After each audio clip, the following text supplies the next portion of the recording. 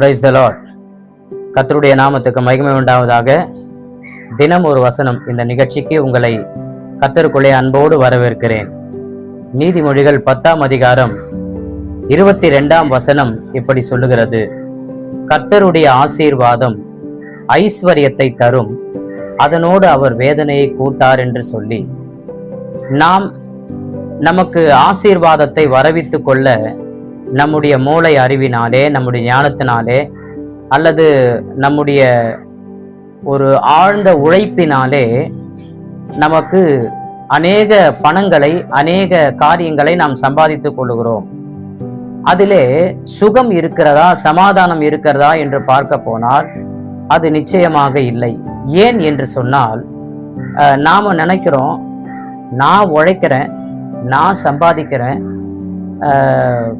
இவ்வளவுவற்றையும் என்னுடைய அனந்த ஞானத்திலிருந்து நான் சம்பாதித்திருக்கிறேன் என்று சொல்லுகிறோம். ஆனா அதோடு கூட இந்த உழைப்பெல்லாம் அவசியம்தான். ஆனா அதோடு கூட நாம் தேவனை சார்ந்திருப்போமானால் நம்முடைய உழைப்பு, நம்முடைய சம்பாதிக்கிற சம்பாதனை எல்லாம் தேவனால் கொடுக்கப்படுகிற ஆசீர்வாதமாய் மாறிவிடுகிறது. அது எப்படி என்று சொன்னால், நாம் உழைப்பதற்கு, நாம் சம்பாதிப்பதற்கு ஞானத்தை கர்த்தர் தருகிறார், உழைப்பதற்கு பலனை கர்த்தர் தருகிறார்.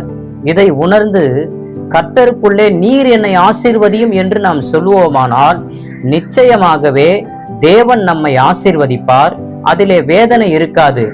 நாம் வேதத்திலே உதாரணமாய் பார்க்க போவோமானால், யாக்கோப்பு தன்னுடைய தகப்பனை ஏமாற்றி பெற்ற ஆசீர்வாதம் அது நிலைக்காது, அது பிரச்சனை இருக்கிறதுல சாவைத்தான் கொண்டு வரும் என்று சொல்லி யாக்கோப்பு அறிந்ததினாலே அவன் கர்த்தரிடத்துல நீர் என்னை ஆசீர்வதித்தால் ஒழிய நான் உம்மை போக விடேன் என்று சொல்லி தேவனிடத்திலே மன்றாடினான்.